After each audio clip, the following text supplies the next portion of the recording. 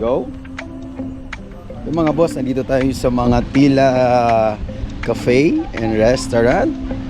Yan mga pare, dito may ano sila, oh, yan, lalakad tayo dito sa atin. Sayang at wala nga lang tayong ilaw ngayon kasi sobrang aga natin pumunta dito.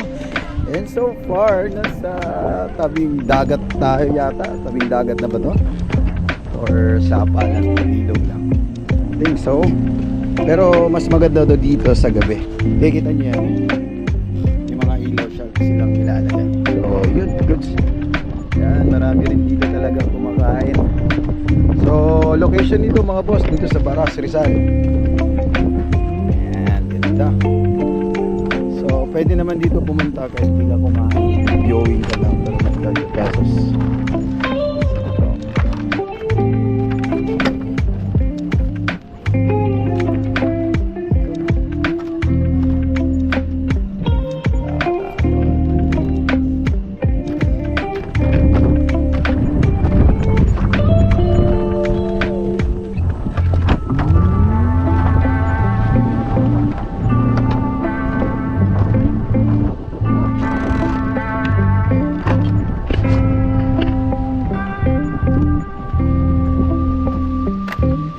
Konti lang talaga yung tao dito ngayon kasi maaga pa, kaya wala pa masyadong pumupunta.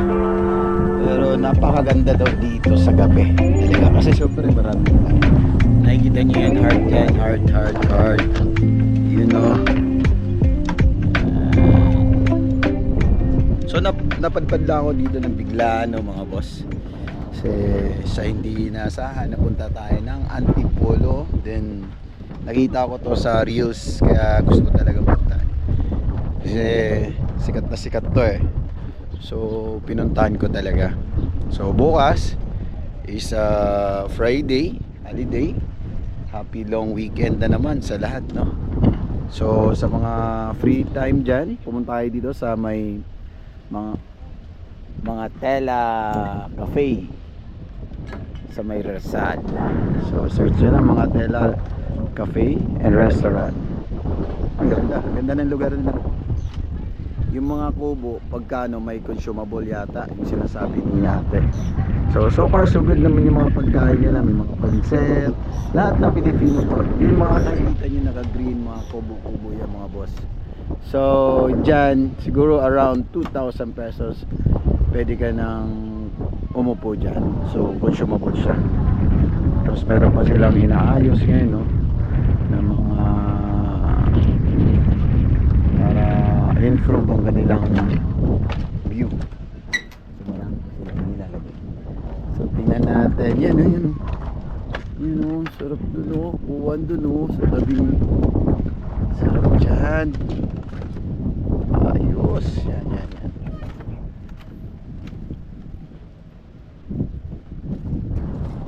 Mga Tela Cafe and Restaurant. So sayang lang dahil maaga tayong nagpunta dito. Pero pagkagabi talagang maganda kasi sobrang daming ilaw nila nilalagay dyan, oh. Tama yung mga star. Pero ngayon hindi natin mapapansin kasi sobrang aga pa natin. Pero better luck next time. So may nais pa sila. Pati itong nilalakaran mo may mga ilaw yan, napapansin mo. So baka pwede tayong pumunta din sa kanila. Di ba alam?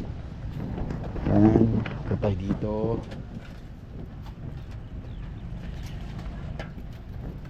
Yan, may inaayos pa sila para gumanda yung view.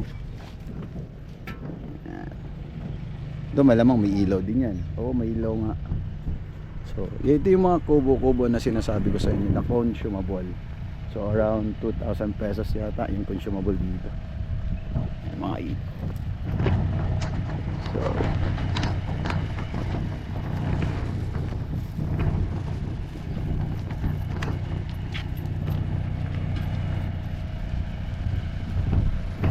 yun, no?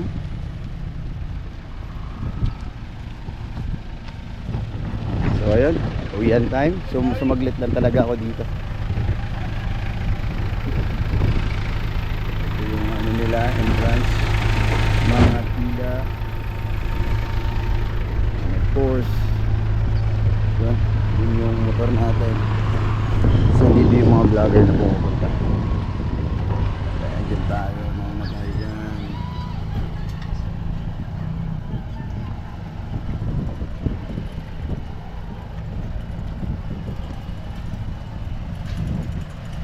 Ang lapit na sticker ni Tropa. Siyempre hindi magpapauli yung sticker natin dyan. So ayun mga boss.